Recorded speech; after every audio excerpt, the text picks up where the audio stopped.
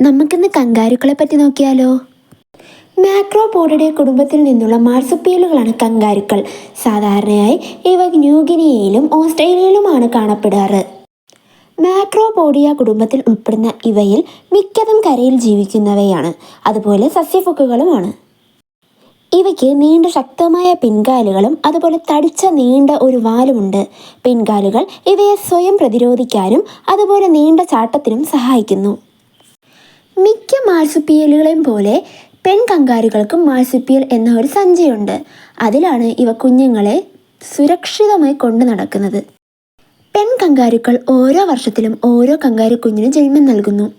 6 മാസക്കാലം കങ്കാരുക്കുഞ്ഞ് അമ്മയുടെ വയറ്റിലുള്ള സഞ്ചിയിൽ കിടന്ന് പാല് കുടിച്ച് വളരുന്നു. പിന്നീട് പലപ്പോഴും പുറത്തിറങ്ങുകയും അതുപോലെ ഈ സഞ്ചിയിൽ കയറി സഞ്ചരിക്കുകയും ചെയ്യുന്നു. നരയൻ കങ്കാരുവാണ് ഈ കൂട്ടത്തിൽ ഏറ്റവും കൂടുതൽ അറിയപ്പെടുന്ന ഇനം. എന്നാൽ ചുവപ്പ് കങ്കാരുവാണ് ഏറ്റവും വലിയ ഇനം.